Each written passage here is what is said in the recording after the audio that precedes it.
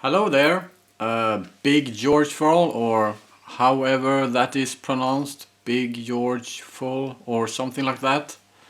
Thank you very much for your video. I really appreciate the playing there and some talking and that kind of stuff.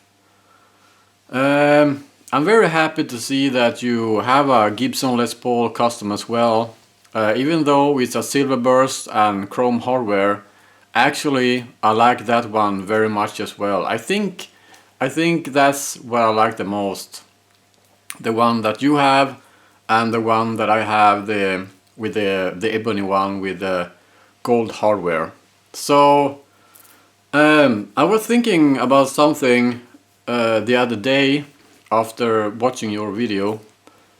I remember that when I took my Gibson Les Paul standard apart to put in some EMGs in there, I noticed that there was a little circuit board thing that the pot was mounted on, and it's very simple to just disconnect and take it all out and put in the EMGs in there. That's not the case with this one. That's not the case. So I'm thinking, I mean, this is a very expensive guitar, just as expensive as your guitar was once. I mean, when it was new.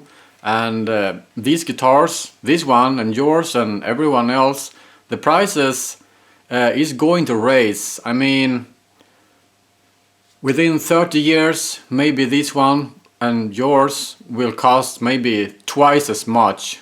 So in that case, if I'm going to put EMGs in this guitar, which I would like to do, I'm thinking, how about the original soldering?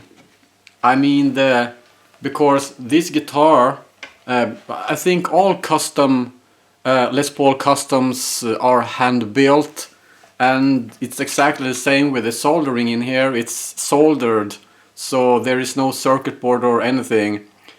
If I take this apart, will that affect the price in 10 or 20 years or so?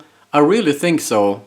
So I'm thinking, if I'm going to go hardcore and do whatever I want to do with the guitar, or if I'm going to think twice and think, maybe I shouldn't put EMGs in there just because of the valuable things in the future. I think I will put some EMGs in there. I really think so, but it's just a little thought, because I mean, when I'm old in 30 or 40 years, it would be nice to have a guitar that doesn't really drop 20% in price just because I was stupid enough when I was young to mount EMGs in there. But I think I will go ahead with the EMGs. Just a little thought, I mean, about breaking the original soldering. Yeah. So what I was thinking about that with the EMGs is that this is my Gibson Les Paul standard. This is a 2012 model with the original groover locking tuners. And the neck is very thin. It's the 60s profile right there. I think the custom is actually 50s profile, so the custom is actually a little bit thicker. But anyway, I put in some EMGs in this one. You can see I scratched the painting there already. So this is kind of like my dings on there, and that's what the guitars are for. I mean, playing the guitars hardcore, that's what counts. So I'm pretty sure the wood is coming through there in a couple of years or so.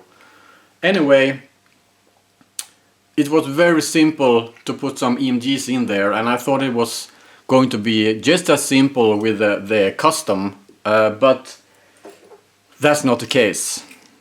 This is how it looks like in a standard, I think from 2012 model. I think this is the circuit board. This is actually the original Gibson circuit board with push-pull. They are all push-pull knobs in there, because in the standard I had some burst buckers, Gibson burst buckers, and I don't like burst buckers. I really like the pickups in my custom when or if I am playing kind of like rock, AC/DC, you know, like all this kind of stuff. But I don't really play that type of music. I'm a hardcore guy, you know. So I think I'll go with the AMGs. So in my standard it was very simple, just to disconnect the wiring here and pop this one out, basically. Yeah. So I really noticed one thing when I mentioned in my video that I was going to put some EMGs in there. I got a few emails from people telling me, dude, don't put in some EMGs in there because you're going to ruin the value of the guitar in the future. So, and I got a few emails telling me, you suck. You know, all the haters. When I'm telling, well, not really haters, but people that don't really like me to desolder the electronics on such a very expensive and beautiful guitar, just to put in some EMGs in there. So you're absolutely right about that. There is some people don't liking this. So, but anyway, I was thinking, just as you mentioned in your video, I have the Black Beauty one with the gold hardware. So I'm really thinking about putting in some gold EMGs. I'm not going to put in some black EMGs in there. That's not gonna happen, because I like the gold one and I want to keep this as stock as possible. So I'm going to put in some gold EMGs in there. And I am a huge fan of locking tuners, so I was thinking maybe put in some original groover locking tuners. It doesn't really mean I need to drill some new holes or anything, it just fits in there. So I just need to pop out these ones and just put in the new ones. It's exactly the same ones as what's in there, but I'm going to swap for locking tuners. So I'm thinking about that because I think I really like locking tuners, that's for sure. So another thing I was thinking about, your Marshall, that's a JVM410, I believe. Yeah, 210 or 410 question mark. I'm really surprised about the distortion in that Marshall, because I have a Marshall DSL 100H. That's kind of like the JCM 2000 dual super lead version, and the built-in distortion in my Marshall suck. I mean, I don't like the distortion at all, but in your Marshall I really like your distortion. I mean, it's great. It sounds great when you're playing with your Marshall. So I'm not really sure about the difference in the circuit of the JVM 410, 210 or something like that. But I really like the sound of your Marshall, that's for sure. And I see you are running the 212 cabinet as well. I got my favorite cabinet is my Angle 412 Pro with the vintage 30s in there.